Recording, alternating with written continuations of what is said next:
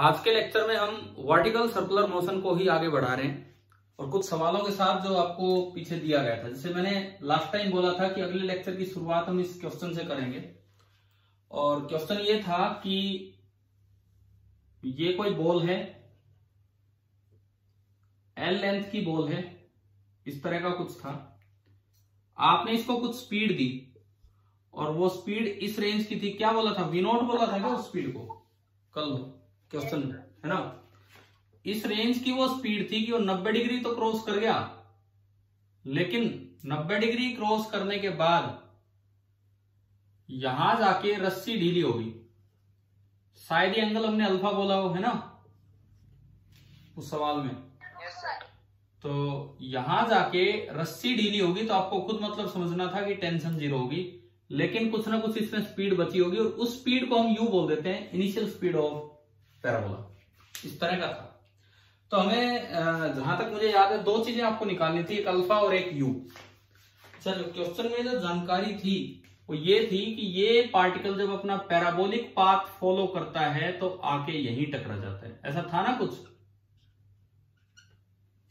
इस तरह का था। तो देखिए, सबसे पहली बात, कलम ने डायरेक्ट कुछ रिलेशंस आपको याद हो गए होंगे अब तो। Tension as a function of theta and V as a function of theta. बोलो भाई, क्या वो रिलेशंस भी याद है कि नहीं है? एक बार मैं ये पूछूं तो आपसे, tension as a function of theta and V as a function of theta. सबसे पहले मुझे बताओ, V as a function of theta का क्या फॉर्मूला था? V square is equal to V S lowest square minus 2g, बोलिए, बोलो यार, L into 1 minus cos theta. मान लो ये थीटा है, चलो अल्फा थीटा कुछ लो, इनमें तो क्या फर्क पड़ रहा है, थीटा एंगल है ये। और दूसरी बात, हमने स्टैंडर्ड अपना रिजल्ट बनाया था tension as a function of theta. वो क्या था बताओ? फर्स्ट टर्म तो उसमें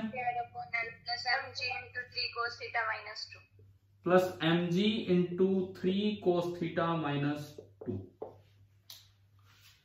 तो ये दो रिजल्ट्स तो हमने कल देखा था कि ये तो हमें डायरेक्ट याद होने चाहिए किसी भी वर्टिकल सर्कुलर मोशन के क्वेश्चन के लिए।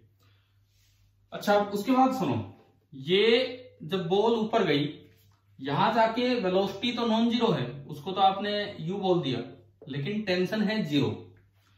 तो टेंशन जीरो करके अगर मैं एंगल भी निकालूं तो कोई फायदा नहीं था, क्योंकि आपको वी नॉट भी दिया हुआ नहीं था, ये खुद ही निकालना है। तो आप एक बार टेंशन जीरो वाले पॉइंट पे चलो। देखो, इस एंगल को आपने क्या नाम दिया था कल? अल्फा दे रखा था ना क्वेश्चन में। आपने इस लाइन को सीधा बढ़ा दिया, इस लाइन को सीधा बढ़ाया। अगर ये अल्फा है, मान लो ये एंगल फाई है, तो मैं फाई को लिख सकता हूं 180 डिग्री माइनस अल्फा। ऊपर वाला मैंने फाई माना, तो फाई आपका हो गया 180 डिग्री माइनस अल्फा। अब देखो, ये मैंने एक वर्टिकल लाइन बनाई यहां और ये एक हॉरिजॉन्टल लाइन बनाई, इस तरह से बना लिया। ये एंगल फाई, तो ये भी फाई होगा,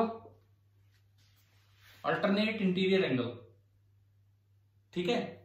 सबसे पहली बात, जब भी कभी हवा में रस्सी ढीली हो या कॉन्टैक्ट ब्रेक हो, या तो रस्सी ढीली हो या कॉन्टैक्ट ब्रेक हो, तो आपको क्या करना है, इस जगह पे उस पे एफबीडी बनाओ। और अगर रस्सी ब्रेक होगी या कॉन्टैक्ट ढीला हो गया तो एक ही, सॉरी क्या बोल दिया मैंने, अगर रस्सी ढीली होगी या कॉन्टैक्ट ब्रेक हो गया तो एक ही फोर्स बचेगा, mg।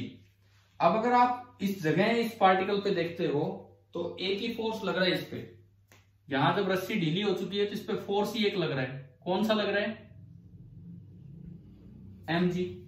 तो अलोंग, और इसमें सेंटर की तरफ जो एक्सेलरेशन है, इसमें जो सेंटर की तरफ एक्सेलरेशन, अगर मैं इस जगह की स्पीड को u बोलता हूं तो ये सेंटर की तरफ एक्सेलरेशन कितना हो गया? u square by L. हाँ जी, ये समझ में आ रहा है? जब टेंशन जीरो हुई तो एक ही फोर्स है इस पे mg और सेंटर की तरफ एक्सेलरेशन है u स्क्वायर बाई एल। तो आप इसका कंपोनेंट करवाओ और न्यूटन्स लॉ लगवाओ अलोंग सेंट्रीपिटल डायरेक्शन। कि अलोंग सेंट्रीपिटल डायरेक्शन क्या इक्वेशन बनेगी?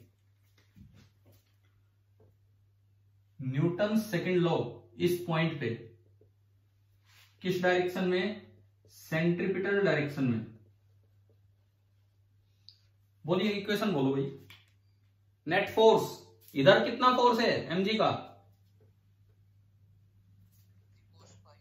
हाँ आप लोग बोला करो ढंग से, mg cos phi that is equal to m into u square by L. U इसलिए बोला क्योंकि वो पैराबोला की इनिशियल स्पीड है, और उससे मुझे ये पता लग गया कि u square is equal to g l into cos phi. लो भाई एक इक्वेशन तैयार है, u square is equal to g l into cos phi. अब और दूसरी रिलेशन कहां से लेके आए, एनर्जी कंजर्वेशन वाली इक्वेशन आप यूज कर सकते हो। एनर्जी कंजर्वेशन वाली ये इक्वेशन है, ये वाली इक्वेशन आपने लगाई, ये वाली इक्वेशन आपने यहां लगाई, तो जो v है वो तो u है, तो सेकंड इक्वेशन आपकी बनती है u square is equal to V L square. We L आपको क्वेश्चन में वी नॉट दिया है, V naught square minus 2gl into 1 minus cos theta. ये आपकी एनर्जी कंजर्वेशन वाली इक्वेशन लगा दी। आप बताओ क्या आपको दो इक्वेशन समझ में आई कैसे लगाई हमने? ठीक है, इन दोनों को इक्वेट कर लो ताकि एक बार वी नोट के बारे में कुछ पता लगे। तो फ्रॉम इक्वेशन 1 एंड 2 देखो, एक न्यूटन लॉ से बनी और एक जो स्टैंडर्ड हम एनर्जी कंजर्वेशन की याद रखते हैं वो। तो इक्वेशन 1 एंड 2 से आपका बना gl cos phi is equal to V naught square minus 2gl into 1 minus आगे लिखा है कोस थीटा। एक बार इधर आओ, थीटा फाई में तो एक अच्छा सा रिलेशन है भाई, ये थीटा ही है, ये अल्फा जो है हमारा इसको हम थीटा ही बोल रहे हैं। थीटा और फाई में तो बड़ा सीधा सा रिलेशन है, दोनों साइड कोस लो। Cos phi is equal to cos of 180 minus theta. Cos 180 degree minus theta क्या होता है? Cos of 180 degree minus cos theta. It means cos phi is minus of cos theta, और you can say cos theta is minus of cos phi. Cos theta negative है, cos phi positive है, क्योंकि वो obtuse angle है theta. तो cos theta is minus of cos phi. एक बार इसको पुट कर लो वहां, अगर मैं कोस थीटा की जगह माइनस कोस फाई रखूं तो ये क्या बन गया? 1 प्लस कोस फाई। तो यहां से मैंने वी नॉट स्क्वायर निकाल लिया आगे के लिए, इसको उधर भेज दो। तो एक जीएल कोस फाई तो पहले है, एक माइनस 2gl उधर जाके प्लस का 2gl हो गया, और एक माइनस 2gl कोस फाई उधर जाके प्लस का 2gl कोस फाई, और एक प्लस का ये रहा, तो ये आपका बना plus 3gl into cos phi. तो देखो मेरे पास एक इक्वेशन आ गई कि we naught square is equal to gl common into 2 plus 3 into cos phi. ये बताओ ये आया यहां तक समझ में? वी नॉट और फाई में रिलेशन। ठीक है, एक हमने न्यूटन लॉ का यूज कर दिया और एक एनर्जी कंजर्वेशन का। ये तो एनर्जी कंजर्वेशन की इक्वेशन है। ये याद रखो, जब भी कभी हवा में कॉन्टेक्ट ब्रेक हो, स्फीयर के ऊपर से ब्लॉक या रस्सी ढीली हो, आप न्यूटन लॉ से एक इक्वेशन बना सकते हो केवल mg का कंपोनेंट सेंटर की तरफ करते हुए। ये बात ध्यान रखना। अब मेरे पास एक इक्वेशन आ चुकी है वी नॉट, और अब मैं थोड़ा पैराबोला की तरफ चलूं। पैराबोला कैसे देखना है उसकी तरफ चलिए। Let this be the origin.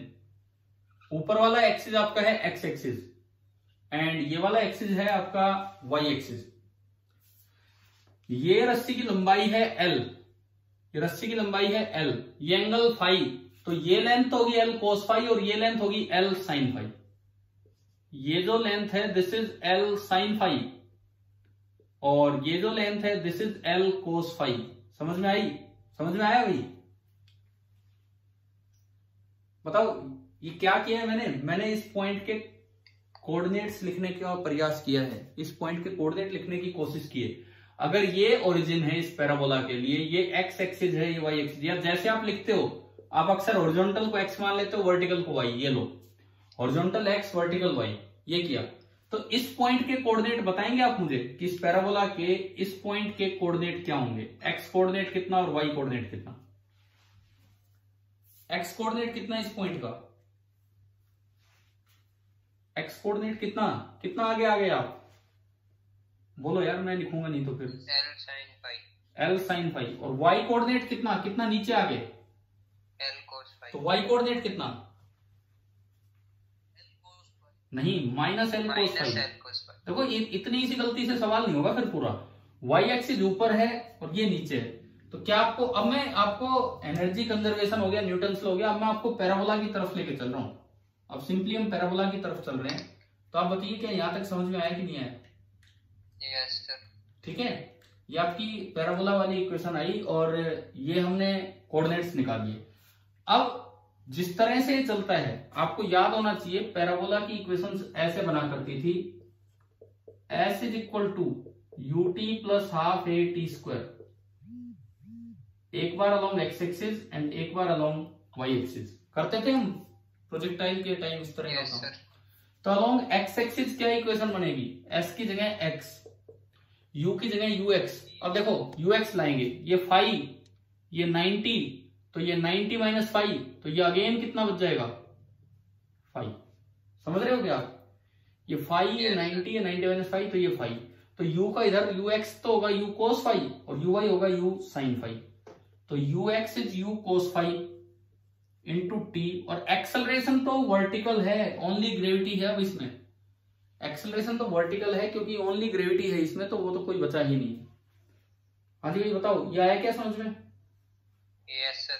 ठीक है, तो ये आपका ये आ गया यहां से नीचे की तरफ g है, तो x वाली इक्वेशन तो कंप्लीट होगी। y वाली इक्वेशन बताओ, s की जगह आ जाएगा y, u की जगह u sin phi into T, plus a की जगह माइनस जी। ये गलती मत करो बार बार, y एक्सिस ऊपर है, तो ये आपका आया minus half into g into T square. आप ये बताओ कि आपको पैराबोला की ये इक्वेशन बनानी आ गई है कि नहीं? Yes sir. ठीक है, अच्छा मैं एक बार यहां तक रिपीट करता हूं बिकॉज एक अच्छा सवाल, आप ध्यान से सुने। हमने कहा कि बीच में अगर कहीं भी कॉन्टेक्ट ब्रेक हो, आपको v और फाई में रिलेशन लाना हो, तो एक तरीका है न्यूटन लॉ की इक्वेशन बनाओ, दूसरा तरीका है एनर्जी कंजर्वेशन। ये इसलिए बता रहा हूं कि आप भूल गए तो, अगर आपको रियल में इक्वेशंस याद हैं, कौन सी इक्वेशन, ये दो इक्वेशन, तो आप डायरेक्ट भी ला सकते हो। भाई मैंने एक बार न्यूटन लॉ लगाया, एक बार एनर्जी कंजर्वेशन लगाया, फिर उनको आपस में यूज किया। डायरेक्ट देखो उस पॉइंट पे टेंशन कितनी होनी है, उस जगह पे इस थीटा एंगल पे जाके टेंशन कितनी होगी, 0।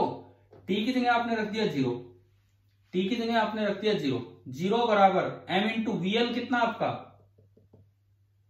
We naught, m into V naught square by L plus M G into 3 cos theta minus 2। मैं आपको ये जो हम ये काम करके लाए, एक बार ये बता देता हूं कि ऐसा नहीं आपको बार बार लगे कि नया काम कर रहे हैं। न्यूटन्स लॉ लगाने से ये इक्वेशन आती है, एनर्जी कंजर्वेशन लगाने से वो इक्वेशन आती है, उन दोनों को यूटिलाइज करने से, सॉरी दोबारा बोलता हूं, न्यूटन्स लॉ से वो इक्वेशन आती है जो कल एक बार लिखी थी, टेंशन में v और थीटा दोनों आ रहे थे।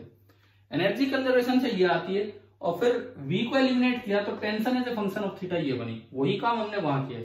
कैसे देखो, आप डायरेक्ट उस इक्वेशन को यूज करो, हवा में किसी भी थीटा एंगल पे जाके आप टेंशन 0 कर दो, तो ये इक्वेशन में डायरेक्ट यूज कर रहा हूं। t की जगह 0 is equal to m by l into v की जगह v naught square, we l की जगह plus M G into 3 cos theta minus 2। इस सारी चीज को इधर उठा लाओ, तो ये एम जी है और माइनस और लगेगा तो ये बन जाएगा 2 minus 3 cos theta, that is equal to m by l into v naught square, m से m गया, यहां से वी नॉट स्क्वायर आया gl into 2 minus 3 cos theta. और आपने अभी देखा था कि कोस थीटा को मैं लिख सकता हूं माइनस ऑफ कोस फाई। तो जब आप कोस थीटा को माइनस ऑफ कोस फाई लिखोगे तो क्या ये इक्वेशन आ जाएगी कि नहीं, ये वाली इक्वेशन, समझ रहे हो? ये मैंने बीच में इसलिए बताया कभी आपको ये ना लगे कि यार ये फिर दोबारा न्यूटन लॉ कहां से आ गया। कोई दिक्कत नहीं है, मैं तो आपको यही बता रहा हूं, चाहे आप डायरेक्ट ये इक्वेशन याद कर लो, इसको लगा दो, और चाहे न्यूटन लॉ और एनर्जी कंजर्वेशन से 2 बार करके। तो चलो ये आपकी टेंशन वाली इक्वेशन आ गई। और न्यूटन लॉ इसलिए भी बताया, कल को कोई और नया केस है, नॉर्मल रिएक्शन करना पड़े 0, तो उन सब में आपको यूज करना आना चाहिए। अब देखो, अब हम आगे बढ़ते हैं। अब मुझे पैराबोला की 2 इक्वेशन बनानी आ गई, x और y, x और y 2 इक्वेशंस बनानी आ गई। यहां से इक्वेशन ऑफ पाथ निकाल के उसमें x की जगह ये पुट कर दो और y की जगह ये पुट कर दो। इक्वेशन ऑफ पाथ कैसे निकाला करते थे पैराबोला का? अगर x as a function of time पता हो, y as a function of time पता हो, तो इक्वेशन ऑफ पाथ कैसे निकालते थे हम पैराबोला में? यार कोई तो बोलो। अगर x as a function of time पता हो, y as a function of time पता हो, तो इक्वेशन ऑफ पाथ कैसे निकालते थे हम पैराबोला में? By eliminating t। याद है कि नहीं है? बताओ, अब बताओ। Yes sir. तो इस इक्वेशन से t निकाल के उसमें पुट कर दो ताकि इक्वेशन ऑफ पैराबोला आ जाए। इस इक्वेशन से t कितना आ गया? x upon u cos phi. दिख रहा है, नजर आ रहा है जो मैं लिख रहा हूं यहां? ठीक है, ये आपने इसमें पुट किया तो मेरे पास इक्वेशन आ गई। किसकी इक्वेशन? ये जो मैंने रेड कलर में पैराबोला बनाया है, इस पैराबोला की इक्वेशन। ये इक्वेशन आई y is equal to u sine phi into t. T है x upon u cos phi minus half into g into t का square x upon u cos phi का square. तो equation of parabola आई y is equal to, u से ही हो गया, x tan phi minus g upon two u square cos square phi into x square. अब मैं फिर आपसे एक बात कहूंगा, आप ये दो स्टेप भी अवॉइड कर सकते थे। मैं तो आपको पूरा पूरा दिखा रहा हूं कि किस तरह से प्रूव हो रहा है। क्या हम इक्वेशन ऑफ पैराबोला डायरेक्ट याद रखते हैं कि नहीं? Yes sir. y equal to x tan theta minus g upon two u square cos square theta into x square. ये वही तो इक्वेशन है, वो थीटा की वैल्यू यहाँ, फाई एंगल ऑफ प्रोजेक्शन। तो आप चाहें तो मैं आपको बार बार दो स्टेप करके और फिर इकट्ठा बता रहा हूं क्यों कैसे आ रहे हैं। तो आप चाहते तो ये सीधा भी पुट कर सकते थे। अब इसमें यूज करो इस पॉइंट का। अगर ये यहां आके टकराता है तो इसका मतलब जब x आपका l साइन फाई होगा तो y होगा माइनस l कोस फाई। क्या ये बात समझ में आ गई है? ठीक है, तो हमने इसमें पुट किया, ये इसमें पुट किया, y की जगह minus l cos phi is equal to x into tan phi. x की जगह l sine phi into tan phi होता है sine phi upon cos phi. तो ये ऊपर तो साइन स्क्वायर हो गया और नीचे ये minus g upon two u square, x का स्क्वायर है, एक्स है आपका l साइन फाई, तो ये बना l square sine square phi upon cos square phi. एक बार आप ये बताओ, क्या ये इक्वेशन समझ में आ गई? क्या कैसे हमने पैराबोला का यूज किया कि वो पैराबोला वहां से पास हो रहा है? Yes sir. ठीक है, देखो ये क्वेश्चन सर्कुलर मोशन का है, वर्क एनर्जी का है, लेकिन इसमें पैराबोला का यूज करवा दिया, जो बीच वाला केस है ऑसिलेशन वाला उसमें। अब बस यहां से फाई आ जाएगा, यहां से फाई आ जाएगा। कैसे आएगा देखो, कैसे आएगा? कोस फाई एलसीएम ले लो, cos square phi, two u square cos square phi आपने एलसीएम लिया और एलसीएम लेके उसको इधर उठा लो, तो ये आपका क्या बना? Minus l cos phi into two u square cos square phi. ये एलसीएम आके इधर आ गया, कोस फाई से मल्टीप्लाई होगा तो l sine square phi cos phi minus ऊपर यही है पूरा पूरा g l square into sine square phi, g l square into sine square phi. यहां से निकालो एक बार कि फाई कितना आ रहा है। टेन फाई कैलकुलेट होगा यहां से टेन फाई आप कैलकुलेट कीजिए कि कितना आएगा। मैं डायग्राम मिटा दूं अगर ये समझ में आ चुका है तो? यस। ठीक है, अब आपका काम ये है कि आपको ना ये इक्वेशन सिंप्लीफाई करनी है। किसी भी तरीके से आप ये इक्वेशन सिंप्लीफाई करके और यहां से निकालो साइन फाई या कोस फाई या टेन फाई, इनमें से एक आ जाएगा।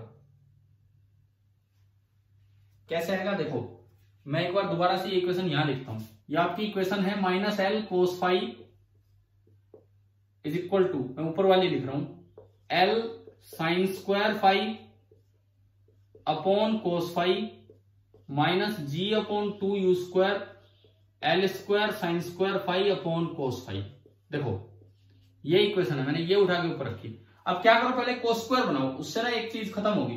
तो दोनों साइड कोस फाई से मल्टीप्लाई किया, दोनों साइड कोस फाई से मल्टीप्लाई किया तो ये बना minus l cos square phi, यहां कोस फाई हट गया, plus l sine square phi, और यहां इसके नीचे स्क्वायर था शायद, हाँ ये स्क्वायर था, तो एक कोस फाई हटेगा मल्टीप्लाई होके, एक कोस फाई हटेगा तो ये बनेगा g into l square sine square phi upon two u square cos phi. एक बार ये बताओ क्या ये स्टेप समझ में आ गया कि नहीं? हाँ भाई, यस सर। ठीक है, ये वाला स्टेप क्लियर हो गया होगा सभी को। अब इसके बाद देखो, अगर मैं इसको भी उधर उठा लेता हूं 0 इज इक्वल टू, तो ये प्लस का बन के जाएगा। आपने एल कॉमन लिया और अंदर बचेगा sine square phi plus cos square phi, ये बचा minus g l square sine square phi upon 2 u square cos phi. देखो कुछ फायदा हुआ कि नहीं इसको उधर ले जाने का, ठीक है। और अब इससे sine square plus cos square phi 1 हो गया। देखो भाई, 1 आ गया l minus g into l square sine square phi upon 2 times u square cos square phi, ये आया कोस फाई है, सॉरी। एक एल हट भी गया, एक एल चला भी गया यहां से, तो ये आया 1 इज इक्वल टू, या इसको उठा लो इधर, g l sine square phi upon u square cos phi is equal to 1, 2 u square cos phi. क्या ये बचा है कि नहीं, एक बार ये बताओ। अभी ये बताओ, ये बचा कि नहीं आपका? यही, मैंने कुछ गलत तो नहीं लिखा होगा, ठीक है। Yes sir. अब देखो, तो बिल्कुल शुरू में आपने न्यूटन लॉ लगाया था, बिल्कुल शुरू में जब न्यूटन लॉ लगाया था टेंशन जीरो करके, तो आप चेक करो क्या वहां से ये इक्वेशन बनी थी, u square is equal to g l cos phi. Yes sir.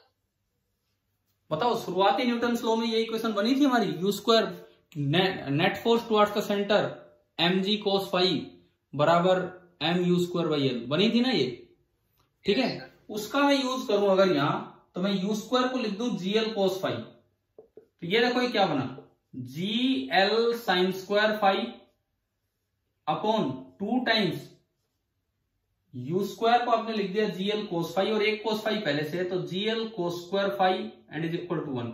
अब देखो ये सोल्व होगा, जीएल से जीएल गया, 2 को उधर भेज दो, sine phi upon cos phi कितना हो गया,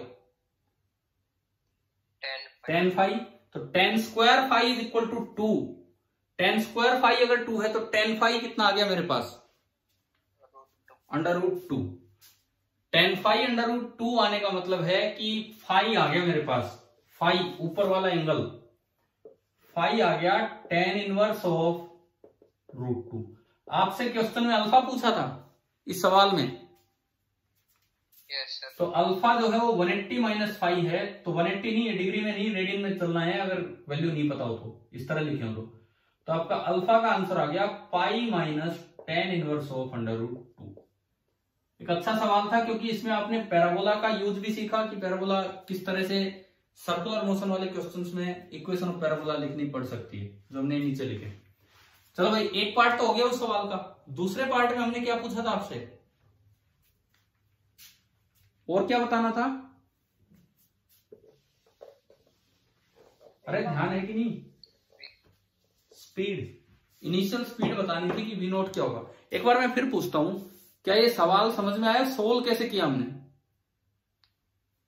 यस सर। ठीक है, अब यूं बताओ, tan फाई आ गया मेरे पास, tan फाई अंडर रूट 2, तो मैं इसका यूज करके स्पीड कैसे निकालूं? क्या मेरे पास v और फाई में कोई रिलेशन है इस क्वेश्चन में? ये आनी चाहिए, ये है कि नहीं v और फाई में रिलेशन, v नॉट और फाई में? बस इसमें यूज हो रहा है कोस फाई, तो tan फाई से कोस फाई ऐसे निकाल दिया करो, एक ट्रायंगल बनाओ, tan फाई है root 2 by 1 perpendicular upon base, तो ये कितना बचा बताओ आप पाइथागोरस से? पाइथागोरस से कितना आया? आ गया पाइथागोरस से, अंडर रूट 2 का स्क्वायर प्लस 1 का स्क्वायर रूट 3। Yes sir. ठीक है, अब अगर मुझे कोस फाई चाहिए तो कोस फाई कितना होगा, 1 बाई अंडर रूट, तो ये इसमें रख दो, बस आंसर आ गया। V naught square is equal to g l into 2 plus 3 by root 3 is root 3, 3 by root 3 आपका रूट 3 होगा, और मेरे पास आंसर ये आया कि we naught is equal to under root of एक फैक्टर होगा 2 प्लस रूट 3, और इसके अलावा जी। कोई बात नहीं, जैसे भी आंसर है चलेंगे, लेकिन ये आ सकते हैं ऑब्जेक्टिव में, ऑप्शन भी बन के आ सकते हैं। एक अच्छा सवाल था, कि वापस उसी जगह पे आके टकरा जाए तो कैसे इसको सोल्व करना है। अभी आप बताओ क्या ये समझ में आया कि नहीं आया? Yes sir. ठीक है, कल हमने 2-3 सवाल आपको दिए थे, वो भी डिस्कस कर रहे होंगे, प्लस सीपीपी भी डिस्कस कर रहे होंगे। शायद अब तक तो आप कर चुके होंगे, कल बोल रहे थे कि भाई पूरा नहीं किया है इस तरह से। Yes sir. ठीक है, लेकिन अभी पहले इसी से मिलती जुलती चीज बिल्कुल ये जो आपने पढ़ा कि ये जो कॉन्टेक्ट ब्रेक में भी ये चीज यूज हो सकती है, ये जो अभी आपने सीखा, सेम चीज आप कहीं इस तरह का क्वेश्चन ले सकते हो कि जैसे कॉन्टेक्ट ब्रेक हो तो कैसे क्या होगा। अभी ये बताओ, एच सी वर्मा बुक है आपके पास घर पे अभी? Yes sir. तो एक बार, क्योंकि क्वेश्चन आप वहां से देख लो जो मैं ले रहा हूं, हम ले रहे हैं HCV पार्ट फर्स्ट का पेज नंबर 136 का क्वेश्चन नंबर 61, पेज नंबर 136 का क्वेश्चन नंबर 61। एक बार देखो, और मैं फिर आज आपको वर्टिकल सर्कुलर मोशन का ही होमवर्क दूंगा, केवल वर्टिकल सर्कुलर मोशन का, और वर्क एनर्जी का नहीं। आज का जो काम रहेगा वो केवल वर्टिकल सर्कुलर मोशन का रहेगा। फिक्स क्वेश्चन मैं दे दूंगा ये एक्सरसाइज के, कहां से कहां तक अभी लास्ट में देते हैं। पढ़ते हैं क्वेश्चन नंबर 61। बुक निकाल लिया आपने, खोल ली बुक? Yes sir. ठीक है, देखिए, a particle of mass m is kept at the top of a smooth sphere of radius r। ये एक स्मूथ स्फीयर है इस तरह का, मतलब यूं है, ये इस तरह का स्फीयर है, हेमिस्फीयर ही होते हैं। इसके ऊपर एक पार्टिकल रखा है और उस पार्टिकल का मास कितना है? m, कोई फ्रिक्शन जैसी चीज है, और जो इसका रेडियस है वो रेडियस आपको दिया गया है r। अब ये लिखता है it is given a sharp impulse which imparts it a horizontal speed.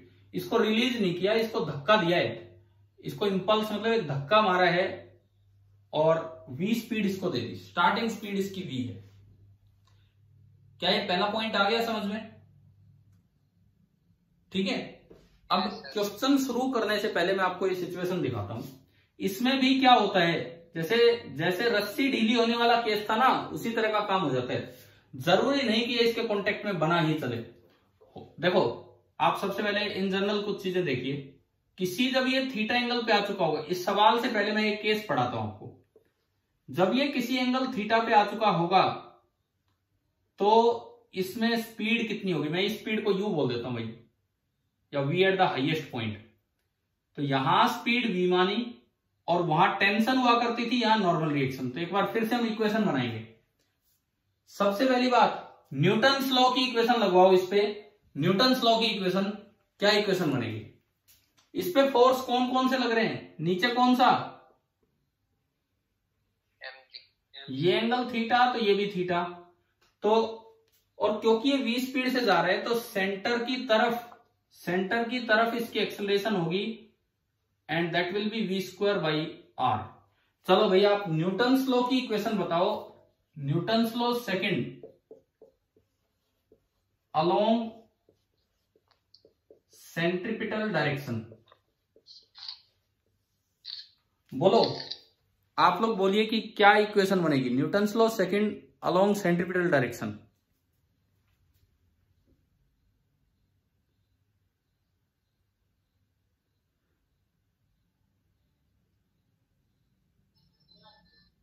हाँ जी, बना ली equation? cos theta minus n हाँ, बस पूरा किया करो इक्वेशन को, बीच में मत भूल जाया करो। Is equal to m into v square by r। m into v square by r, पहली इक्वेशन।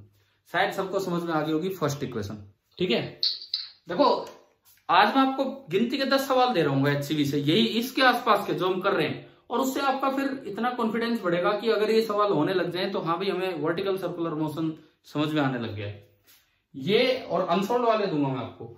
ये आपके ये हो गया पहली इक्वेशन। दूसरी इक्वेशन एनर्जी कंजर्वेशन, यहां से यहां, ताकि वेलोसिटीज में रिलेशन है। देखो, ये पूरा r है और ये भी r है, तो ये लेंथ हुई r cos थीटा, और पूरी लेंथ है r, तो ये कितना उतर के आया नीचे? r minus r cos theta. मान लो टॉप पॉइंट को मैं कहता हूं GP0, सपोज जो टॉप पॉइंट है मैंने उसको बोल दिया GPE 0। तो अब आप बाय एनर्जी कंजर्वेशन अगर आप इक्वेशन बनाएं तो बताओ टॉप पॉइंट पे पोटेंशियल एनर्जी इनिशियल कितनी है? अच्छा, क्यों लग सकता है एनर्जी कंजर्वेशन? यहां क्यों लग सकता है? सुनो, सरफेस स्मूथ है तो फ्रिक्शन जैसी कोई चीज है नहीं, ग्रेविटी एक कंजर्वेटिव फोर्स है, नॉर्मल रिएक्शन हमेशा इस तरह लगता है जैसे टेंशन लगती है, और उसका वर्क हमेशा ही कितना होता है? 0। तो एक्सटर्नल फोर्स कोई वर्क नहीं कर रहे और जो कंजर्वेटिव उनको हम इंटरनल मान लेते हैं, तो इसलिए एनर्जी कंजर्वेशन वैलिड है। शायद ये चीज तो देखनी आ चुकी होगी अब तक, है ना? Yes sir. तो potential energy initial 0, kinetic energy initial that is the speed at highest point, तो हाफ mvh²। पोटेंशियल एनर्जी किसी इंस्टेंट पे यहां, ये फाइनल बोल रहा हूं, हाफ mv²। ओहो, कितना नीचे उतर आया ये पोटेंशियल एनर्जी लिखनी? कितना नीचे? R minus r cos theta. तो एक तो नीचे उतरा तो नेगेटिव -mgh, और h में होगा r minus r cos theta में r कॉमन और 1 माइनस कोस थीटा। शायद आपको समझ में आ गया होगा। Yes sir. ठीक है, kinetic energy final that is half mv²।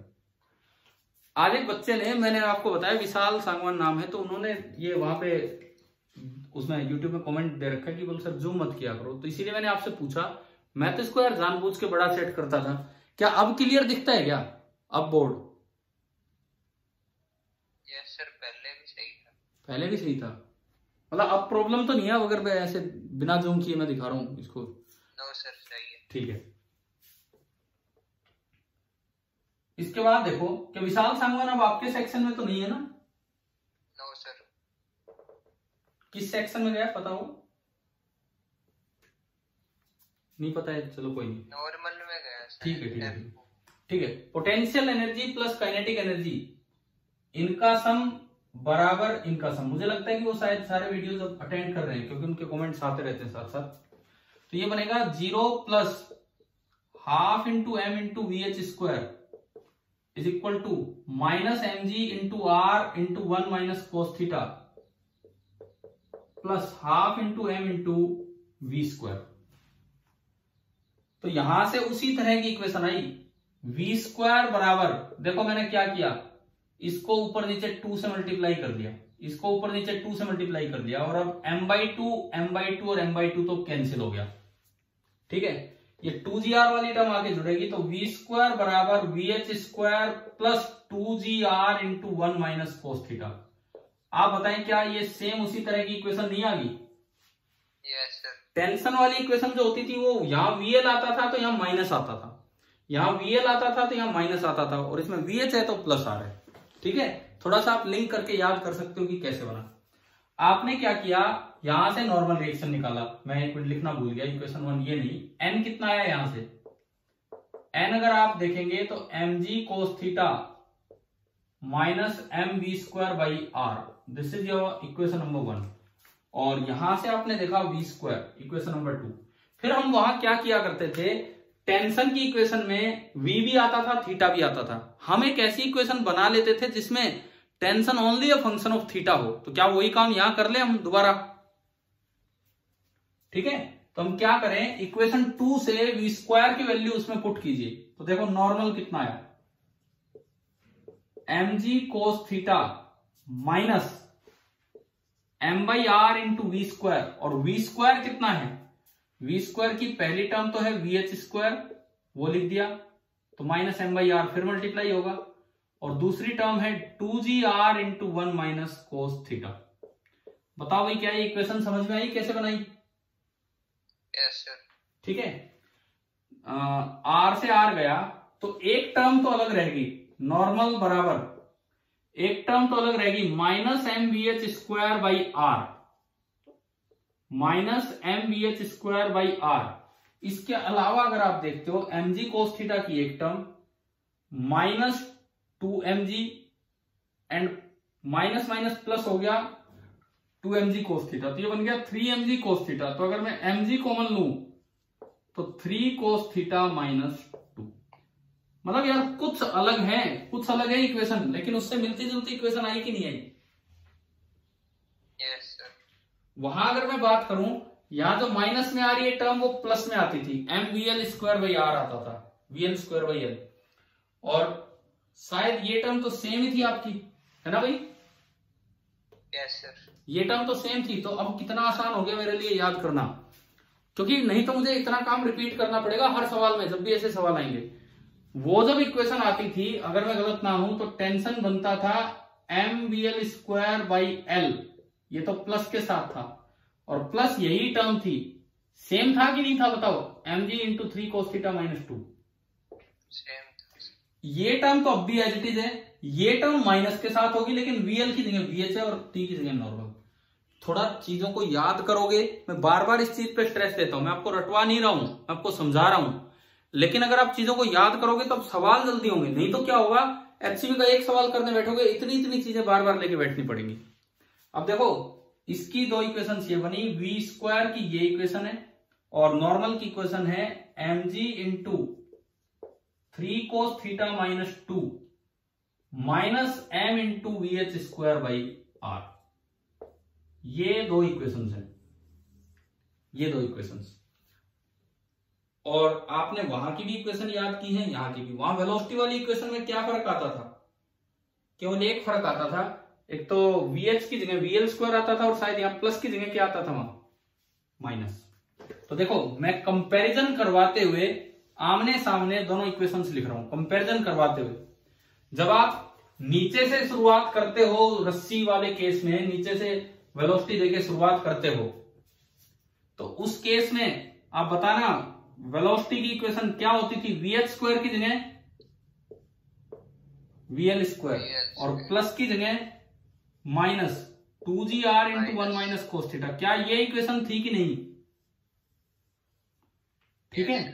और इसमें नॉर्मल की जगह टेंशन, और ये टर्म एज इट इज पहले लिख दो, चाहे mg into 3 cos theta minus 2, और माइनस की जगह प्लस m इंटू vl²r बोलो ची l बोलो। देखो, मैं बार बार याद करवाने पे स्ट्रेस दे रहा हूं, आपको समझ में आ जाती है कि न्यूटन्स लॉ लगानी है एनर्जी कंजर्वेशन, लेकिन यार कब तक बार बार हम 5-5 मिनट वेस्ट करते रहेंगे क्वेश्चन में? जब हम समझ ही चुके, हमें पता ही है, तो हमें याद ही कर लेना चाहिए। ये तो वो वाला केस है जब नीचे से शुरुआत की है, और ये वो वाला केस है जब ऊपर से शुरुआत की है, मतलब नॉर्मल रिएक्शन वाला किसी स्फीयर के ऊपर। मैं एक बार फिर पूछ लूं, क्या ये कंपैरिजन याद हो गया आपको? कैसे याद करनी है इक्वेशंस? Yes sir. ठीक है।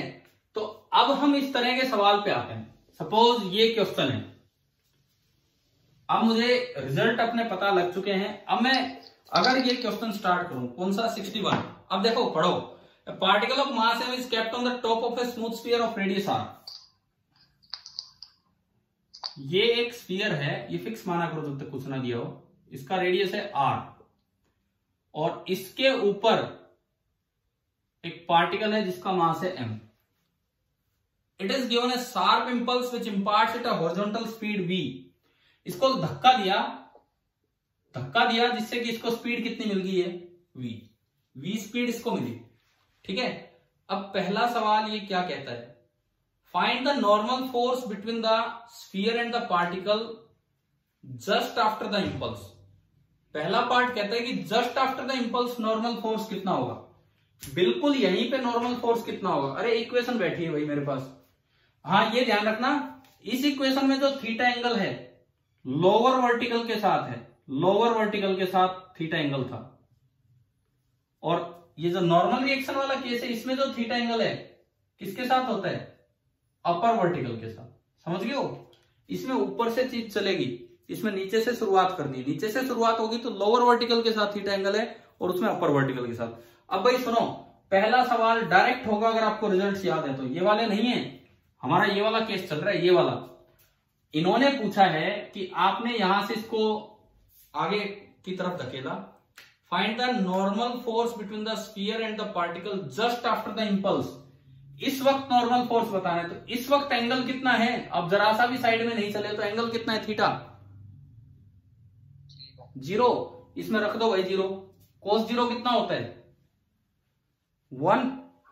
3 minus 2 1 mg minus m into V H, तो वी है हाइएस्ट पॉइंट पे, तो डायरेक्ट आंसर आया कि इस जगह जो नॉर्मल रिएक्शन होगा वो होगा mg माइनस mv²/r। ये तो था रिजल्ट से आना। एक है कि अगर इस जगह पूछा तो वैसे भी आसान है, क्योंकि इस जगह की स्पीड पता है तो खाली न्यूटन लॉ लगाते ही आ जाएगा, खाली न्यूटन लॉ। इस पे नीचे की तरफ कौन सा फोर्स लग रहा है, इस पे नीचे की तरफ कौन सा फोर्स लग रहा है, mg। ऊपर नॉर्मल रिएक्शन, और जो इस वक्त जो एक्सेलरेशन है वो v²/r ही है। तो चाहे आप न्यूटन लॉ से निकाल लो, और मैं तो आपको रिजल्ट याद करवा रहा था इसलिए मैंने वहां से भी बता दिया। तो अभी आप बताओ कि आपको फर्स्ट पार्ट समझ में आ गया? ठीक है। सेकंड पार्ट सुनो। What should be the minimum value of v? कम से कम हम स्पीड कितनी दें? आप बुक में देख रहे हो ना भाई, मैं जब पढ़ रहा हूं ये question. What should be the minimum value of v? कम से कम स्पीड कितनी दें for which the particle does not slip on the sphere. एक बार भी वो स्लिप ना करे, एक बार भी वो स्लिप ना करे, मतलब यहीं पे कॉन्टेक्ट ब्रेक हो जाए, ये कहना चाह रहा है। ये कहना चाह रहा है कि इसको कम से, क्योंकि बहुत तेज फेंकोगे जब तो सीधा निकल ही जाएगा, लेकिन कम से कम, क्योंकि अगर कम वेलोसिटी दी तो ये इस पे चल पड़ेगा यूं। कम से कम कितनी वेलोसिटी दें कि ये स्लिप ही ना करे, मतलब यहीं पे कॉन्टेक्ट ब्रेक हो जाए। अगर आपको यहीं पे कॉन्टेक्ट ब्रेक करना है तो आपको एक ही चीज करनी है कि at theta equal to 0 n कितना कर दीजिए 0, और उससे आप v निकाल लो, वो ही v मिनिमम होगा। क्योंकि और भी उससे ज्यादा वेलोसिटी दोगे तो v नेगेटिव आ जाएगा, n नेगेटिव आ जाएगा, सॉरी n नेगेटिव। ठीक है, तो देखो भाई n वाली इक्वेशन उठाओ, n वाली इक्वेशन, n को कितना किया हमने 0, समझ रहे हो ना? ये इक्वेशन डायरेक्ट यूज करवा रहे हैं हम। Is equal to mg into, बस ऊपर ही कॉन्टेक्ट ब्रेक हो तो 0 डिग्री पे ही ब्रेक हो जाए, थीटा बिल्कुल ही ना चले। cos 0 1 3 माइनस 2 1, तो ये ओनली कितना बचा mg इंटू 1, और minus m, v8 highest point को आपने v बोला है, v²/r। निकालो यहां से v कितना है, अगर बिल्कुल शुरू में ही आप कॉन्टेक्ट ब्रेक करवाना चाह रहे हैं तो।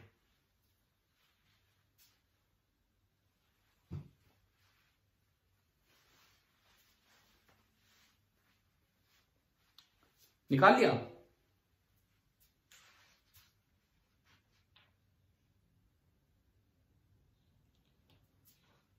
बोलो भाई, यहां से v कितना आ रहा है अगर आप यहीं पे कॉन्टेक्ट ब्रेक करते हैं तो?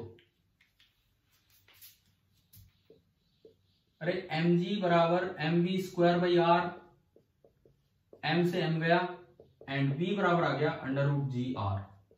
बोलो समझ में आया कि नहीं आया? कैसे निकाला ये? अगर ये कहता है कि बिल्कुल ही स्लिप ना करे, यहीं पर रहे, तो इसका मतलब आप थीटा बराबर 0 पे नॉर्मल 0 कर दो, तो मैंने वही किया है, वो v मिनिमम आ गया। ठीक है, तीसरी चीज, अब थर्ड पार्ट सुनिए क्या लिखता है। Assuming the velocity v to be half the minimum value calculated in part D, B आएगा ये। क्या आपकी बुक में भी डी लिखा हुआ है क्या लिखा हुआ है आपकी बुक में? Assuming the velocity v to be half the minimum calculated in part D लिखा हुआ है।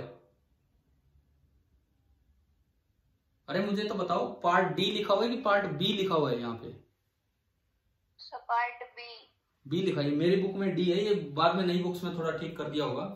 तो जो बी पार्ट में, डी तो कोई पार्ट नहीं है, बी पार्ट में जो वेलोसिटी आई वो तो कम से कम वेलोसिटी है। अगर इतनी वेलोसिटी दी तो यही कॉन्टेक्ट ब्रेक होगा। लेकिन ये लिखता है कि अगर आपने उससे आधी वेलोसिटी दी तो अब आपको बताना है कि इसने कितना एंगल बनाया होगा वर्टिकल के साथ जब ये कॉन्टेक्ट लूज करेगा स्फीयर के साथ। ये वो सवाल आ गया जैसे अभी आज कल वाला क्वेश्चन हमने डिस्कस किया था और उसमें tan थीटा बराबर √2 निकल के आया था, tan फाई बराबर √2, है ना? जहां पे जाके रस्सी स्लैप हुई थी, तो यहां बताना है कि अगर इसकी आधी का मतलब है कि सी पार्ट में जो आपको VH दिया गया है, VH दैट इज √GR/2। भाई ये चीज आपको फील होती है कि नहीं आराम से, कि अगर आप कम स्पीड देंगे तो ये इस पे चलेगा, हो सकता है बीच में छोड़ जाए। ज्यादा स्पीड देंगे तो थोड़ा सा चलेगा फिर भाग जाएगा, बहुत ज्यादा स्पीड देंगे तो यहीं से भाग लेगा। ये तो समझ में आता होगा ना? ठीक है, तो आपने इतनी स्पीड दी तो क्या होगा, ये कुछ देर तो फिसलेगा और फिर अपना रास्ता बदल लेगा। तो कहां जाके इसने कांटेक्ट छोड़ दिया, वो एंगल थीटा बताना है विद द वर्टिकल। अब कैसे करें बताओ, कैसे करें? ये इक्वेशन इसीलिए तो है, ये इक्वेशन देखो, अगर आपको लोवेस्ट पॉइंट पे वीएल दिया हो स्ट्रिंग वाले क्वेश्चन में, और आपको बताना हो कि कहां जाके टेंशन जीरो होगी, कहां जाके रस्सी ढीली होगी, तो आप डायरेक्ट ये इक्वेशन लगाते थे, डायरेक्ट ये इक्वेशन, टी को कर दो जीरो और वीएल पुट कर दो, उससे थीटा जाता था। सेम वही काम आज करो। वीएच आपको दे रखा है कि जो पिछले पार्ट में कैलकुलेट होके आया उससे आधा, वीएच आपको दे रखा है, आपको नॉर्मल जीरो करके थीटा निकालना है। बताओगे मुझे निकाल के अभी इस इक्वेशन से? कल ये बहुत काम की इक्वेशन थी, आज ये बहुत काम की इक्वेशन है।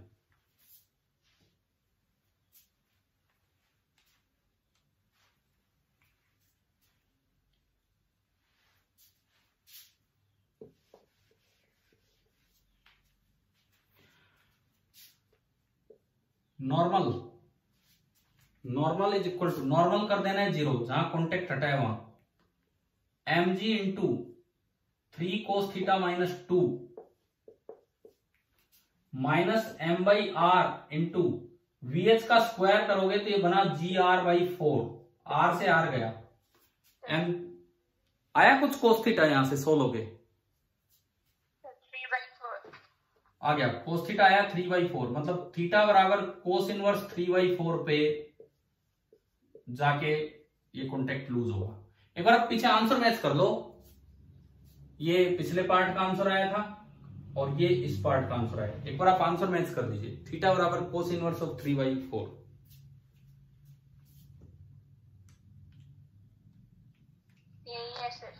तो अब ये बताओ, मैंने पूरा लेक्चर लगाया कल टेंशन वाले केसेस पे, एक नहीं 2 दिन लगा दिए, उसका फायदा ये हुआ कि आज इसमें टाइम ही नहीं लगाना पड़ा।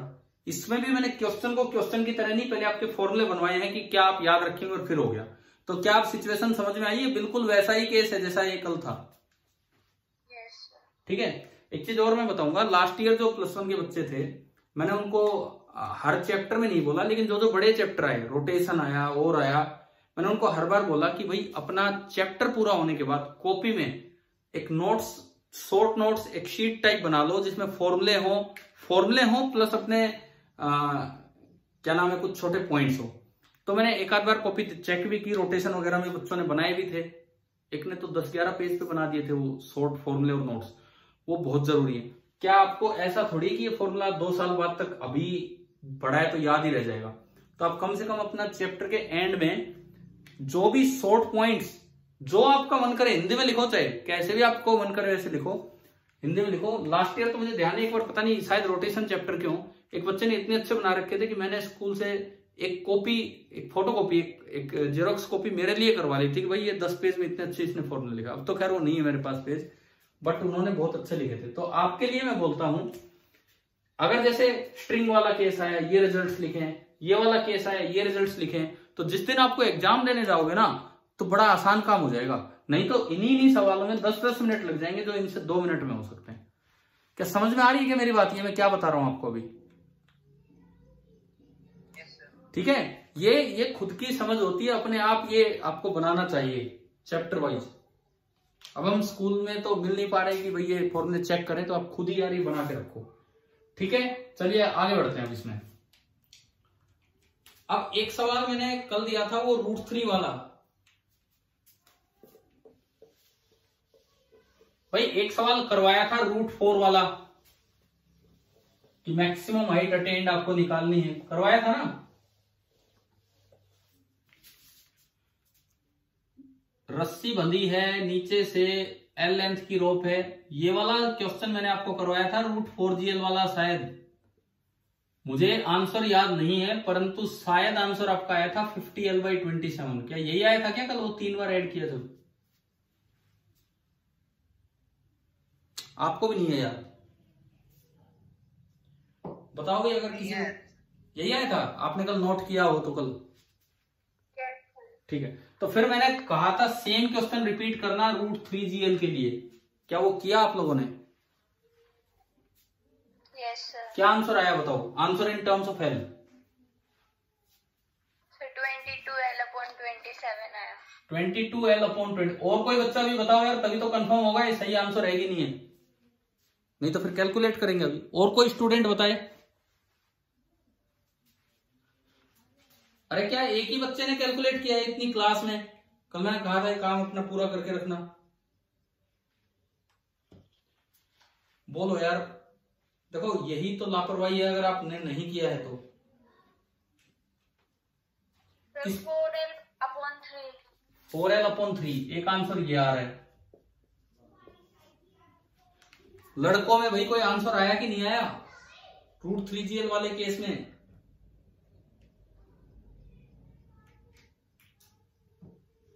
अरे यार आप लोग ना बताते ही नहीं हो। कल जब 50L/27 करवाया था तो इसीलिए तो मैंने कहा था कि ये वाला रिपीट करना।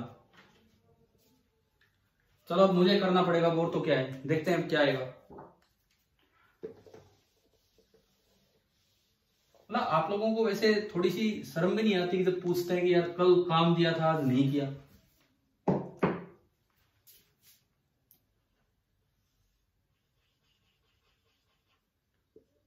ये लेंथ है L, यहां पे आपने स्पीड दी √3GL, VL आपने दी √3GL। ये वो केस है जिसमें पहले क्या जीरो होगा बताओ? टेंशन की वेलोसिटी। कुछ तो बोलो, क्या जीरो होगा पहले? टेंशन की वेलोसिटी, टेंशन। तो हमें वो एंगल निकाल लेना था जहां टेंशन जीरो होती है। ये देखो टेंशन की इक्वेशन पेपर में ऐसे लिखी हुई नहीं मिलेगी, आपके दिमाग में होनी चाहिए। टेंशन जीरो किया, ये तो कल भी सोल्व किया था। यहां से बताओ cos थीटा कितना आया था? नेगेटिव आएगा। कल भी सोल्व करवाया था, बता दो आप फटाफट। सर यहाँ से cos थीटा -1/3 आएगा आज। -1/3 आ रहा है ना पक्का? मैं फिर आगे बढ़ता हूँ इसमें, अगर ये आया है तो। आपने VL की जगह रखा 3GL, ये अंडर रूट हट गया और L से L कट गया, ये R। और ये दो तरह के आंसर दे दिए। वो कल एक बार वेलोसिटी जीरो की थी और एक बार टेंशन जीरो किया था। टेंशन जीरो करके क्या आंसर आया था वो मुझे चाहिए। इतनी देर में तो अब निकाल देते आप। लो, 0 = mg × 3 cos theta -2 plus m/L × VL², and VL² is 3GL। L से L गया। 0 = 3mg cos theta -2mg and +3mg, यानी कि +mg, यानी कि 3mg cos theta = -mg, cos theta -1/3। एक बार बॉयज में कोई भी बच्चा अपना नाम बताए क्लास में जो बैठा है। अंशुल, मनीष, भाई क्लास में कोई है कि नहीं है? लड़कों में कोई क्लास में है कि नहीं? देखो दिख तो रहे हैं पार्टिसिपेंट्स में, आप बोल क्यों नहीं रहे? ये ट्राई भी नहीं किया क्या कल ये सवाल? तो किया था तो क्या आंसर है? आप लोगों ने जवाब नहीं दिया, मैं जब पूछता रहा उस वक्त। होना तो चाहिए था, सेम स्टेप है। चलो cos थीटा आ गया -1/3, वहां जाके टेंशन जीरो हुई। अब इससे अगला काम क्या था? यहां निकालनी थी इनिशियल स्पीड u कैसे निकाला था कल बताओ? ये इक्वेशन रही। इसमें VL² की जगह तो रख दो 3GL, v की जगह रख दो u, तो u² = VL की जगह 3GL, ये -2GR। देख लेते हैं। 2GL × 1 माइनस प्लस हो गया 1/3, तो दिस इज 1/3, 4/3। एलसीएम लिया आपने 3 और ये हो गया 9 और वो है 8। ठीक है भाई, GL/3 आ रहा है, तो u आ गया √GL/3। ये स्टेप यार आप नहीं करोगे घर पे तो आप कैसे सीख पाओगे बताओ? एक तो हम वैसे ही ऑनलाइन पढ़ा रहे हैं आपको, और ऊपर से फिर आप कर भी नहीं रहे, तो मुझे कैसे पता लगेगा आप ये कितना ध्यान रहेगा?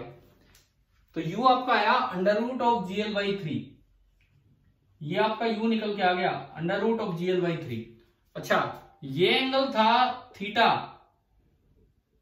तो हम ऊपर वाला एंगल फाई अल्फा जो भी बोल लो, फाई, ये 90, ये 90 माइनस फाई, तो ये अगेन फाई, और हमें पता है कि फाई है 180 minus theta, it means cos phi is equal to minus of cos theta, it means cos phi कितना हो गया, प्लस का 1/3। अब कोस फाई अगर प्लस का 1/3 है तो साइन फाई कितना हो गया, 1 माइनस 1/9 का अंडर रूट, 8/9 का अंडर रूट, तो 2√2/3। किया होगा ना कल भी इस तरह से काम, ठीक है। अब साइन स्क्वायर चाहिए था हमें, साइन स्क्वायर। हाँ ठीक है, तो साइन स्क्वायर चाहिए, ठीक है। साइन स्क्वायर आपका आया 8/9। 8/9। अब ऊपर जो पैराबोला है उसकी हाइट निकाल लो पहले। ये इस पैराबोला की हाइट का फॉर्मूला था u square sine square phi upon 2g, u square sine square phi upon 2g। u square है आपका ये रहा gl/3, तो u स्क्वायर तो है gl/3, साइन स्क्वायर फाई है 8/9 और डिवाइडेड बाई 2g, g से g गया 2 से 4, तो क्या पहली हाइट 4l/27 आ रही है ऊपर की?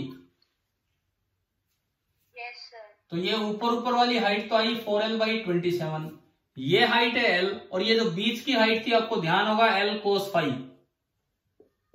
ये l है तो ये l cos phi. Cos phi कितना है 1/3, कोस फाई 1/3, तो l/3। तो देखो जो टोटल एच मैक्स आपको चाहिए वो आ रहा है सबसे नीचे l, बीच वाला l/3 एंड सबसे ऊपर वाला 4l/27। एलसीएम लिया 27, 27 और 9 और ये 4, 27 + 9 + 4 इंटू एल कितना हो गया 27, 4, 31 और 9, 40, 40l/27। अब बताओ क्या ये आंसर बोला था क्या किसी ने?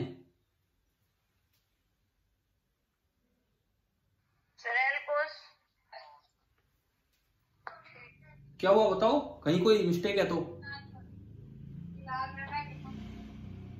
पहले तो ये बताओ क्या हमने कहीं कोई मिस्टेक की है जोड़ने में लास्ट में? तो आप लोगों में से किसी भी स्टूडेंट का ये आंसर आया था कल ये वाला या नहीं आया? तो अब ये ना अब सुनो, ये गलती नहीं होनी चाहिए। अगर जैसे कल √4gl का किया, मैंने आपको इसलिए बोला था ताकि एक बार रिपीटिशन हो जाएगा, आप एक एक चीज करेंगे। या ना थोड़ी सी बस सीरियसनेस की कमी है, यूं लग रहा है कि भाई चलो कोई बात नहीं तो चलने दो, ऐसे ही चलता रहेगा कोर्स। ऐसे नहीं, पूरा साल आपका यूं जा रहा है।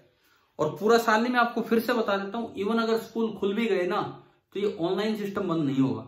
अब ये जिस तरह से लोगों के दिमाग में आ गया है, ये ऑनलाइन सिस्टम बंद नहीं होगा। इवन अगर स्कूल खुल भी गए तो भी देख लेना संडे वनडे को या कैसे भी करके ये ऑनलाइन लेक्चर्स का काम चलता रहा करेगा। और मैं आपको बताऊं, आज ही मैं देख रहा था इस पे एक्विजन चैनल पे, ये जो हमारा चैनल है एक्विजन, इस पे 500 से ज्यादा वीडियो हो चुके हैं। और आपका +1 का तो कंप्लीट कोर्स चल रहा है, +2 की तो 1 यूनिट रह गई थी क्योंकि उस समय स्कूल लगते थे, वो नहीं हो पाया था। +1 का तो कंप्लीट कोर्स चल रहा है, मैथमेटिकल टूल्स, फिजिकल वर्ल्ड पे 25 वीडियो हैं। तो यार आप एक एक चीज को समझो ध्यान से, कितनी इंपॉर्टेंट चीजें आपके लिए इकट्ठी होती जा रही है। ऑनलाइन कोर्स ये लगा लो, अब ये जरूरत बन चुका है, तो आपको ये ढंग से समझना है। वैसे स्कूल खुलेंगे अच्छी बात है, परंतु इस चीज को हल्के में मत लो।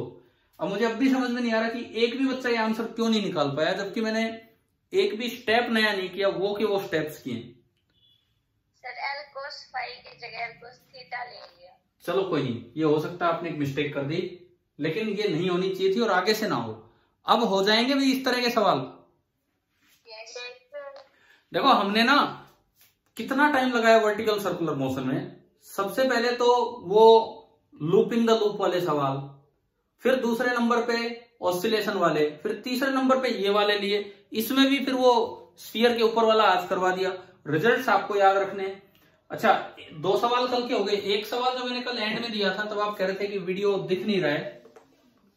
एंड में एक आसान सा क्वेश्चन दिया था एक बात समझाने के लिए कि for looping the loop lowest point पे, for looping the loop lowest point पे जो आपको मिनिमम स्पीड देनी होती है अगर रस्सी से बंधा है या कॉन्टेक्ट ब्रेक हो जब तो होता है √5GR लेकिन अगर रोड जैसी कोई चीज हो जो लूज ना हो सके तो कितना होता है √4GR। अगर रस्सी जैसी चीज से बंधा है तो कंडीशन होती है हाईएस्ट पॉइंट पे टेंशन 0 हो जाए बस। अगर रोड जैसी चीज से बंधा है तो बस कंडीशन होती है हाईएस्ट पॉइंट पे वेलोसिटी 0 हो जाए। तो मैंने इसी पे एक सवाल आपको दिया था, अगर आप कल नहीं देख पाए हो, कल के वीडियो का लास्ट, कल के लेक्चर का लास्ट ये था, मैंने कहा था कि इस तरह का स्फीयर है, इस तरह का स्फीयर है, इसको आप यूं भी मान सकते हो, ये एक रास्ता है यूं, और इसमें इतने ही साइज की बॉल है जितना ही डिफरेंस है, और ये जो इनका रेडियस है ऑन एन एवरेज रेडियस मैंने कहा था R मान लो, एक R है, एक R से थोड़ा सा छोटा। अब पूछा था कि इसको कम से कम स्पीड कितनी दे, V यहां कितनी दे कि ये अपना सर्कल कंप्लीट करे, तो ऑप्शन 2 ही थे, √5GR या √4GR। बताओ क्या आंसर आएगा इसमें।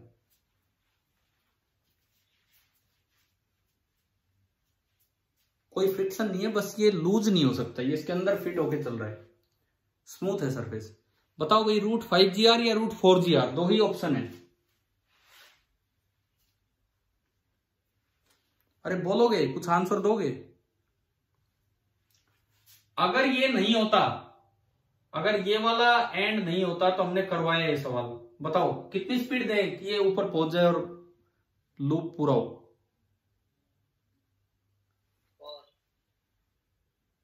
भाई ये क्या मेरे को आशीर्वाद सा दे रहे हो,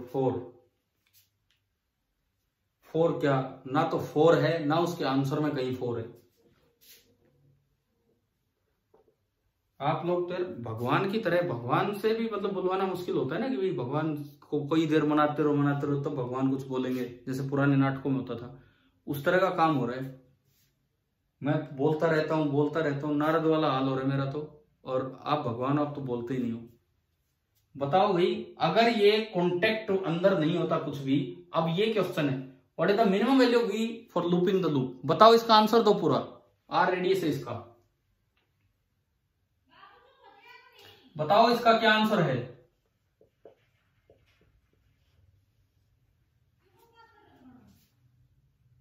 बताओ यार क्या आंसर है, नहीं पता, ये करवाया तो हुआ आपको क्वेश्चन, कितना आंसर होगा। क्या रस्सी वाला नहीं करवाया √5GL, क्या लूपिंग द लूप रोप का करवाया मैंने √5GL। तो उस समय ये भी तो बताए थे कि ये कॉन्टेक्ट ब्रेक होना, फिर इसके बाद बाल्टी वाला करवाया था, बाल्टी में पानी वाला करवाए थे ना ये सारे। तो भाई वही नहीं बता रहे तो मैं अगला सवाल कैसे एक्सपेक्ट करूं आपसे, बताओ। अब मैंने इस सवाल में चेंज कर दिया कि मतलब ये लूज नहीं हो सकता, इसमें फिट होके ही चलेगा। अब बताने आपको कि V मिनिमम कितना दें कि ये सर्कल कंप्लीट करे। बताओ अब आंसर दो, कितना कितना बोलो, दोबारा बोलो, सुनाई नहीं दिया।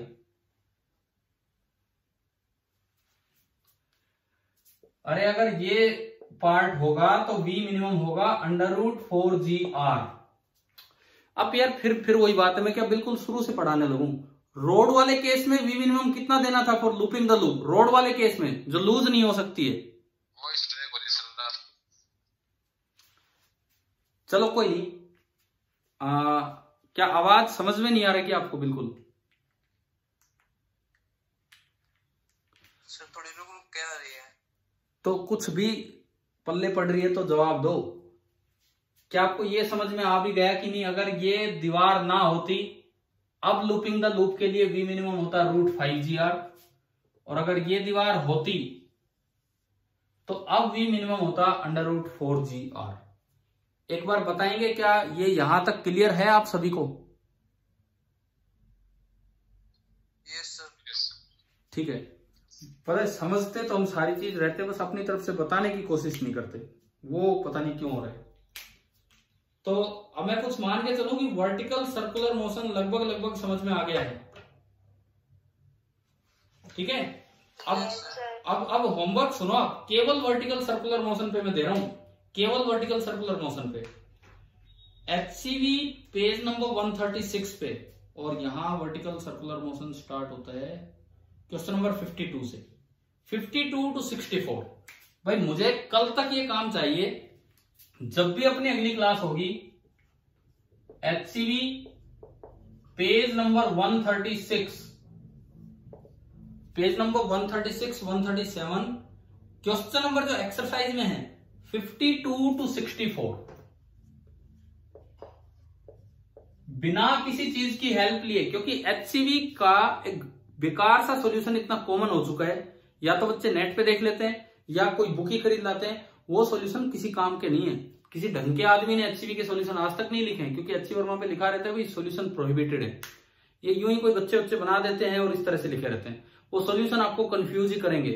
आप जो कॉन्सेप्ट है जिस तरह से हम सीखते हैं उस तरह से चीजों को करेंगे। 52 से 64 कितने सवाल हुए बताना, कितने सवाल हुए? 12 हुए। एक बार गिन के देखो, गिन के देखो। ये भी एक, इसमें भी -1 नंबर ले आओगे। कितने सवाल है? कितने हैं? 13। ये जो 13 सवाल हैं, 52 से 62 10 सर तो, अरे आप गिन लो ना, उंगलियों पे एक एक करके गिन लो, ठीक है। 52 से 64 आपके, वाला भी लगा देगा तो मैं छोड़ दूं 52, फिर तो 64 वाला भी छोड़ दो, सारे छोड़ दो, बीच बीच के ले लो। कैसी किस तरह की बातें कर रहे हो? तो मैंने कहा है कि क्वेश्चन नंबर 52 to 64 तो दोनों इंक्लूड होंगे। तो आपके सवाल हैं 13। ये 13 सवाल आप कल तक जरूर करके रखें और अच्छे से करें। और जैसे आज कुछ बच्चों ने मुझे करके फोटो खींची, आप भेज सकते हैं, क्योंकि आज भी कुछ जो बच्चे बोल रहे थे मैं उसमें डाउट, जहां मुझे लगता था कि ये गलत है तो मैं कुछ भेज रहा था उसमें, जैसा हम अभी डिस्कशन में लेंगे। तो आपको मैंने एक काम दिया है 52 to 64 HC Verma, page number 136 and 137, ताकि हम वर्टिकल सर्कुलर मोशन पे अपनी पूरी कमांड बना लें। आज टाइम मिले तो आज ही कर लो। देखो कई बार इंटरेस्ट इतना बनता है कि हाँ इसको तो आज ही सीखना है। अब हम जो रिमेनिंग टाइम है आज का, उसमें आते हैं CPP नंबर 41 के डिस्कशन पे। तो चलिए अब हम 41 के डिस्कशन पे आते हैं।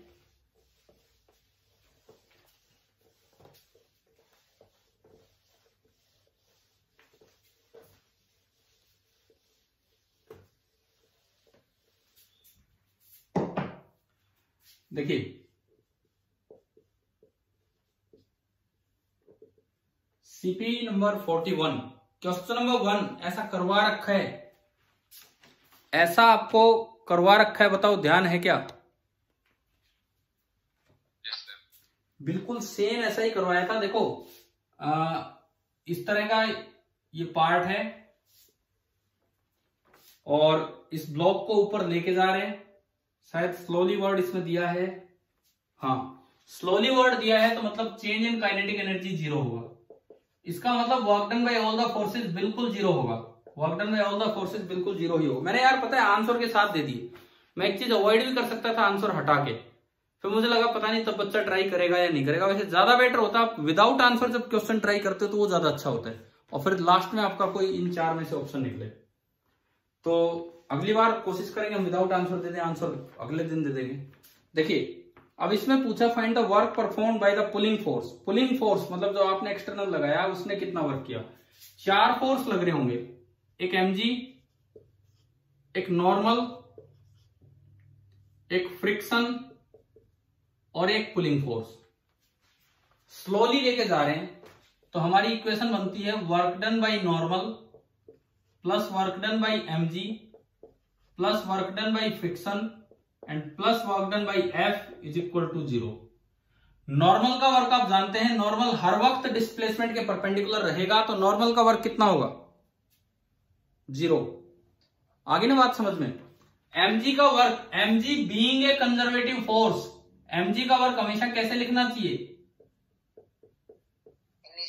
हाँ इसको 0 लेवल मान लो। अगर इसको 0 लेवल माना तो P इनिशियल कितना है? 0। और जब ये टॉप पे पहुंचेगा तो P फाइनल बराबर m इंटू जी। H बताना डायग्राम देख के, H है 3 मीटर। तो इनिशियल माइनस फाइनल करोगे तो 0 माइनस 3 mg, तो ये आपकी सेकेंड टर्म आ गई -3 mg। फ्रिक्शन का वर्क, अच्छा m भी दे रखा है 0.2, g ले लो 10 लिखा है इन्होंने, तो 0.2 इंटू 10 2, तो ये आया -6। तो देखो पहला वर्क 0, दूसरा वर्क -6, तीसरा वर्क निकालते हैं वर्क डन बाई फ्रिक्शन।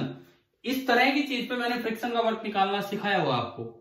ये ds इधर, ये mg का इधर जो कंपोनेंट आएगा, अगर ये एंगल थीटा है तो ये भी थीटा होता है और ये होता है mg cos थीटा, तो नॉर्मल हो जाता है mg cos थीटा।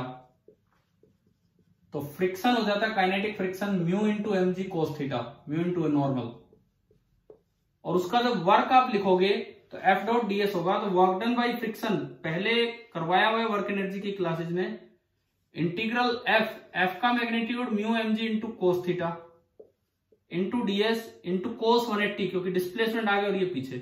और देखो minus mu common, mg constant है बाहर आ गया, अंदर ये बचता है कोस थीटा ds, इसको लिख लो ds कोस थीटा। आप बताओ क्या ये करना सिखाया था क्या पहले कभी? अरे ये ऐसे बताया होगा ना, ds के दो कंपोनेंट कर दो, तो ये एंगल भी थीटा है, तो ये ds कोस थीटा, तो इसका इंटीग्रेशन ये पूरी लाइन बनती है, ये l और b लेके हमने कभी किया था, तो ये पूरी लाइन आपकी 2 है, तो ये हो गया माइनस म्यू इंटू mg 2 और ये भी 2, और कोएफिशिएंट ऑफ काइनेटिक फ्रिक्शन है 0.5, 0.5 मतलब 1/2, 2 से 2 गया, तो ये वर्क आ गया -2, अगला वर्क -2 आया, and plus work done by F is equal to 0, and अगर आप यहां से वर्क डन बाई F निकालोगे तो वो आपका निकल के आ रहा है 8 जूल। बताइए भाई क्या ये पहला सवाल सभी को क्लियर है? इसमें जो सबसे बेस्ट काम है वो ये है, सबसे बेस्ट काम इसका ये है, लेकिन हम ये चीज पहले सीख चुके थे। मैं मान के चलूं कि आपसे हो गया था ये वाला क्वेश्चन, ठीक है? ठीक है, ठीक है। सेकंड एक बहुत अच्छा क्वेश्चन है, लेकिन इसमें आंसर अब साथ दे दिया 0, तो बच्चे एक्सप्लेन भी कर देते हैं, लेकिन बिना, और ये एक्सप्लेनेशन भी आधी अधूरी है। मैं अभी आपसे डिस्कस ही कर रहा हूं दूसरा सवाल, ये सीपीपी मैं इस वीडियो के साथ भी लिंक करूंगा डिस्क्रिप्शन बॉक्स में। सेकंड देखो आप, सेकंड क्वेश्चन ये है, अब आप अपने माइक ऑन रखना, क्योंकि एक दो एक्सप्लेनेशन मेरे पास आई भी थी जो कि थोड़ी सी गलत थी, तो मुझे वो पूछना है। ये स्प्रिंग है, ये ब्लॉक है जिसका मास है m, और ये 2m, और ये रेस्ट पे है, सफिशिएंट फ्रिक्शन है जिससे हम नीचे नहीं आ रहे। तो आपसे पूछा है कि स्प्रिंग में कंप्रेशन कितना होगा, आंसर तो है 0, ये तो आपको दिख ही रहा था, इसमें आंसर पता लग रहे थे ना, बोल्ड जो कर रखे हैं वो। अब ये बताओ क्यों नहीं हो रहा कंप्रेस, क्या फोर्स नहीं लग रहा? अगर कोई बच्चा सोचे फोर्स नहीं लग रहा, तो मैं दिखाता हूं फोर्स। 2m ने m पे नॉर्मल लगाया, बदले में m ने 2m पे नॉर्मल लगाया। इस नॉर्मल का एक कंपोनेंट इधर होगा, अगर ये एंगल थीटा तो ये भी थीटा, तो नॉर्मल का ये कंपोनेंट बनेगा n साइन थीटा। तो भाई n साइन थीटा को बैलेंस कौन कर रहा है आप बता दो? जब n साइन थीटा यूं लग रहा है, तो क्या स्प्रिंग को दबना पड़ेगा कि नहीं? तो फिर आपका एक्सप्लेनेशन क्या है, कैसे इसका आंसर 0 है? क्योंकि अगर मैं विदाउट आंसर आपको एक क्वेश्चन देता, तो शायद आप कुछ ना कुछ कंप्रेशन इसमें निकाल के ही बैठते, क्या ये कंप्रेशन होगा, ये होगा। अब बताओ n साइन थीटा को बैलेंस कौन करेगा? हाँ भाई, जिन बच्चों ने, एक दो बच्चों ने मेरे को सॉल्यूशन भेजे थे, एक बार वो आएंगे सामने, बोलेंगे कुछ, मैं उनसे डिस्कस करना चाह रहा हूं। जा चुके हैं कि हैं क्लास में?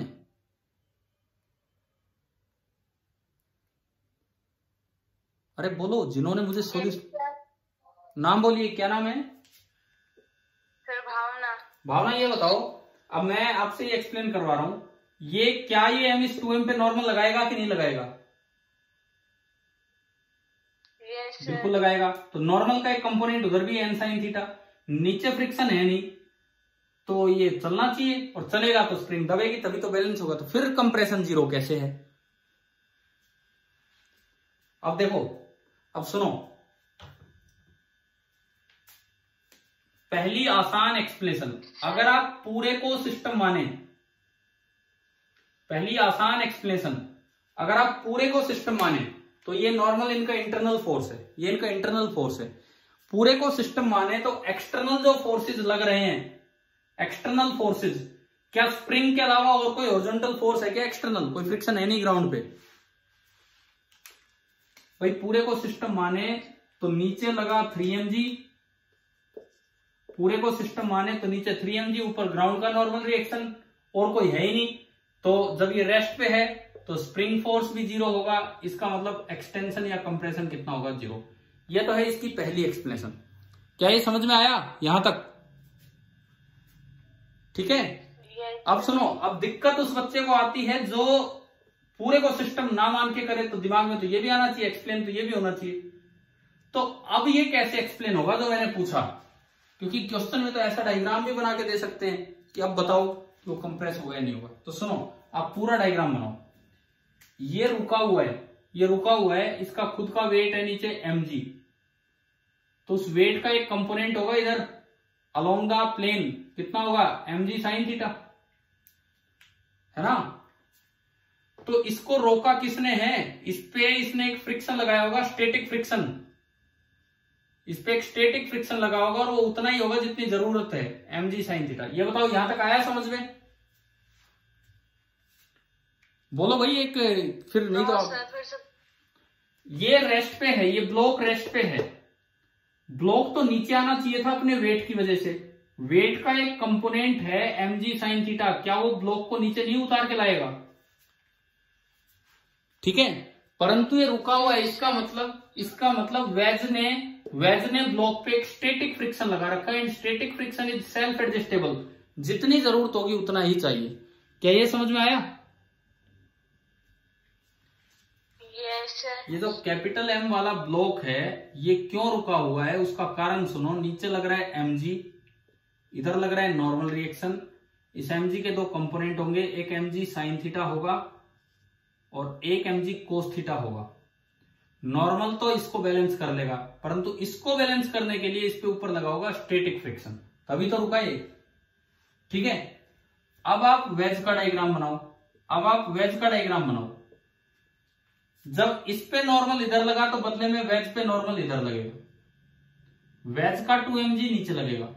एक और फोर्स जिस पे आपका ध्यान नहीं जा रहा था, जब वेज ने ब्लॉक पे फ्रिक्शन ऊपर लगाया तो ब्लॉक ने वेज पे फ्रिक्शन किधर लगाया होगा, by Newton third law, block ने वेज पे फ्रिक्शन किधर लगाया होगा, नीचे की तरफ। आ गया कि नहीं आया समझ, बताओ। ठीक है, अब देखो, और एक फोर्स और रह गया जो ग्राउंड ने लगाया होगा, और ग्राउंड ने एन डैश ऊपर लगाया। अब आप देखो कैसे फोर्स बैलेंस हुए होंगे। ये एंगल थीटा, ये 90 माइनस थीटा, तो ये भी थीटा, क्या बना दिया हमने, ये थीटा है, ये कॉरस्पॉन्डिंग एंगल। तो इस एन का इधर तो कंपोनेंट आएगा एन साइन थीटा, एंड नीचे कंपोनेंट आएगा n cos theta. Similarly friction के जब आप टुकड़े करोगे, ये थीटा तो ये भी थीटा, तो फ्रिक्शन का इधर कंपोनेंट आएगा F S cos theta, and नीचे कंपोनेंट क्या आएगा, F S into sine theta. क्या ये समझ में आया यहां तक? बिना स्प्रिंग फोर्स लगाए, अगर स्प्रिंग कुछ कंप्रेस होगी तो एक एक्स्ट्रा फोर्स इधर से आएगा kx। एक बार बताओ क्या एफबीडी क्लियर हुआ कि नहीं हुआ, कैसे किया हमने? Yes sir. ठीक है, अब आप vertical direction, sorry horizontal direction में इस पे देखो। मैंने यहां पूछा था कि इस एन साइन थीटा को बैलेंस कौन कर रहा होगा, तो इस एन साइन थीटा को बैलेंस करने के लिए इधर कौन सा फोर्स है, एफ एस कोस थीटा। उसकी वजह से फ्रिक्शन की जरूरत नहीं पड़ी होगी। कैसे देखते हैं, जब ये रेस्ट पे है तो एन तो बराबर होगा mg कोस थीटा और एफ एस बराबर होगा mg साइन थीटा। जब ये रेस्ट पे है तो ये दोनों बराबर है। अब आप इस पे देखो, ये रेस्ट पे है तो इधर की तरफ एक kx और एक fs कोस थीटा, तो kx plus fs cos theta this should be equal to उधर की तरफ जो फोर्स है that is n sine theta. तो जो kx आएगा that is n sine theta minus fs into cos theta. अब n की वैल्यू कितनी है, n की वैल्यू mg कोस थीटा मैंने उसमें रखी, तो ये बना mg कोस थीटा और एक इंटू था साइन थीटा, माइनस fs की वैल्यू कितनी है mg साइन थीटा, तो ये आपका है mg साइन थीटा और एक इंटू में कोस थीटा। तो आप बताओ क्या ये दोनों कैंसिल हो गए कि नहीं? ये कैंसिल हो गए, तो इसलिए kx 0 है और इसलिए x 0 है। ये कोई एक डायरेक्ट क्वेश्चन नहीं है, अगर आप सोचे तो बहुत अच्छा सवाल है। हाँ, अगर कोई बच्चा पूरे का कंप्लीट एफबीडी सोच जाए तो बात अलग है। केवल एक इसको सोच के यूं कहो कि ये रेस्ट पे इसलिए स्प्रिंग फोर्स 0, तो ये रेस्ट पे है, तो अगर ये दोनों बैलेंस होंगे तो स्प्रिंग फोर्स 0 होगा, और ये दोनों बैलेंस हुए हैं उसके एफबीडी से। अभी बताओ क्या ये सवाल समझ में आ गया? सेकंड क्वेश्चन, ठीक है। और बाकी ऐसे करने की जरूरत नहीं थी, अगर आप इकट्ठा एफबीडी बना के करते हो तो डायरेक्ट आपको दिख रहा था। चलिए सवाल नंबर 3 पे हम चले। तो तीसरे सवाल में हमने आपको क्या सिखाने की कोशिश की है कि एनर्जी कंजर्वेशन जैसी इक्वेशन कई बार फेल हो जाती है, लेकिन आपको यूं दिया रहता है कि इतने % एनर्जी लॉस होगी तो भी आप उस इक्वेशन को यूज कर सकते हो। कैसे? देखिए थर्ड क्वेश्चन में कहता है कि the Bob of A pendulum, ये 2 मीटर लेंथ है और ये यहां तक आया, 2 मीटर यहां उतर के आया। अब ये कहता है कि इसको यहां से रिलीज किया, जब ये यहां पहुंचेगा तो आपको इसकी स्पीड बतानी है, जब ये यहां पहुंचेगा तो आपको इसकी स्पीड बतानी है कितनी होगी। अच्छा, एक चीज इसने दी है कि एयर है और उसकी वजह से 10% एनर्जी नष्ट हो गई है हीट के रूप में, ये दिया गया है। रिलीज किया, मान लो ये 0 लेवल है, जीपी का 0 लेवल। आप एनर्जी कंजर्वेशन मत लगाओ, आप इनिशियल मैकेनिकल एनर्जी निकालो और final mechanical energy. Initial potential energy mgh होगी, HIT ऊपर है ये। इनिशियल काइनेटिक एनर्जी रिलीज किया तो 0, तो आप यहां से बताओ कि मैकेनिकल एनर्जी इनिशियल कितनी आ गई?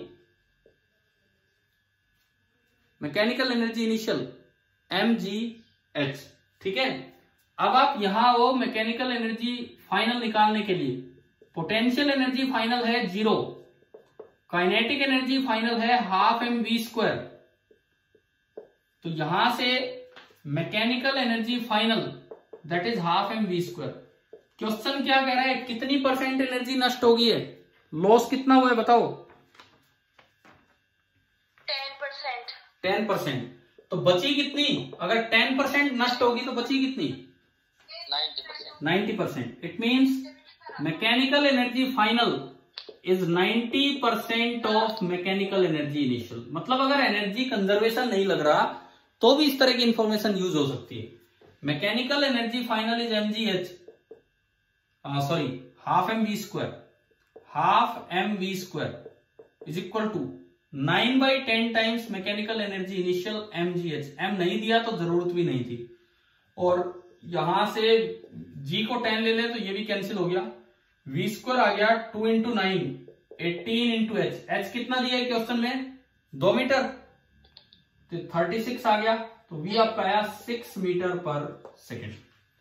बताओ ये without using energy conservation energy loss का कैसे यूज करना है क्वेश्चन में, क्या ये समझ में आया कि नहीं आया? ठीक है, अगले 2 सवाल केवल पैसेज में से वेस्ट u पे थे। u as a function of r दिया है, तो answer the following 2 questions. Passage वाला ये देख लीजिए, देखिए आपको दिया है u is equal to a/r² minus b/r। सबसे पहले कहता है इक्विलिब्रियम डिस्टेंस। इक्विलिब्रियम वहां होता है जहां फोर्स 0। क्या हमने ये फॉर्मूला आपको बताया कि अगर u as a function of r हो तो f ऐसे लिखा करो -du/dr? बताया था कि नहीं बताओ? अगर u as a function of r हो, ठीक है, तो डायरेक्ट ये हम अप्लाई करें तो आप -du/dr निकालोगे और उसे 0 करोगे, तो ये पहली टर्म तो आई -2a/r3, है ना भाई? आ रहा है ना समझ में? और सेकेंड टर्म बनेगी b/r², और आप इसको 0 कर दोगे तो r कितना आ जाएगा? जो इसका आंसर है r आ जाएगा 2a/b। ये तो आपका हो गया पहला सवाल। Fourth question. Fifth, the work required to move the particle from equilibrium distance to infinity. अब वर्क रिक्वायर्ड वर्ड जहां भी आए ना, रिक्वायर्ड मतलब कम से कम कितना करना पड़ा, इट मीन्स आपको स्लोली वर्ड यूज कर देना है। वर्क रिक्वायर्ड जहां भी आए तो आप ये मान के चलेंगे कि आप उसे स्लोली लेके गए हैं, तो अगर स्लोली लेके गए हैं तो work done by all the forces is equal to change in kinetic energy that is 0। अब सुनो, ये कहता है कि इक्विलिब्रियम डिस्टेंस ये थी यहां से और इन्फिनिटी तक ले जाने में कितना वर्क किया, तो 2 ही फोर्स लगे हैं। एक तो जो आपने एक्सटर्नल लगाया जिसका वर्क निकालना है, और एक क्योंकि पोटेंशियल एनर्जी है तो कुछ कंजर्वेटिव फोर्स लगा होगा, and this is equal to 0। आप ये निकाल दो, यहां से देखो W एक्सटर्नल बराबर आ गया माइनस ऑफ W कंजर्वेटिव। क्या ये स्टेप आया समझ में? क्या ये स्टेप आ गया समझ में? क्या किया हमने? अब देखो W कंजर्वेटिव तो हम जानते ही हैं, W कंजर्वेटिव हमेशा लिखना चाहिए potential energy initial minus potential energy final, और एक माइनस बाहर लगा है तो जब आप इसको अंदर एडजस्ट करेंगे तो potential energy final minus potential energy initial.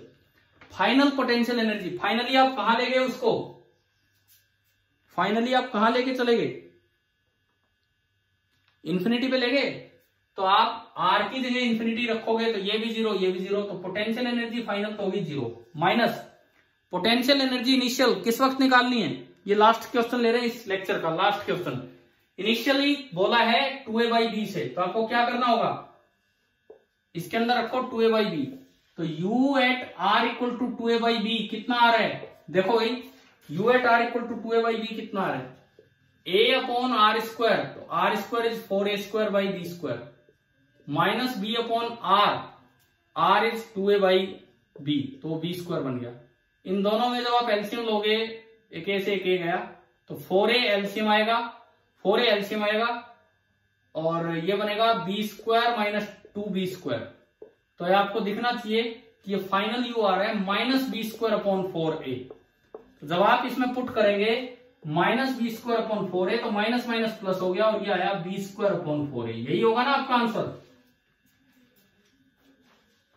भाई एक चीज सुनो, कई बार बच्चे मतलब अनजाने में अपने आप यूं कर देते हैं, वर्क डन तो बराबर चेंज इन पोटेंशियल एनर्जी होगा, सीधा निकाले ना। ऐसे नहीं, आपको वर्क एनर्जी थ्योरम देखनी है, फिर उसमें ये लगाना है, फिर ये नेगेटिव हुआ, उसके अंदर खुद एक माइनस आएगा, तब जाके बना है। तो ये आपको थोड़ा ध्यान रखना है, ऐसे मत करना कि डायरेक्ट कर दो वर्क डन बस केवल potential energy final minus initial. उस तरह करोगे तो कहीं ना कहीं माइनस प्लस में अटक जाओगे किसी दिन। चलो ये 5 तक ये सवाल हो गए हैं, 6 से 10 अगली बार डिस्कस करेंगे। तो अगला डिस्कशन हमारा ये है कि एक तो ये जो सीपीपी है, सीपीपी नंबर 41, इसके page number 2 question number 6 to 10, मैं इस वीडियो के साथ ही लिंक भी करूंगा सीपीपी। और दूसरा ये एचसी वर्मा के पेज नंबर इतने 52 से 64। तो अगली क्लास में आप ये काम कंप्लीट करके रखेंगे। समझ में आ गया होगा ना आप सभी को? Yes sir. चलिए ठीक है भाई, टाइम हो गया, थैंक यू।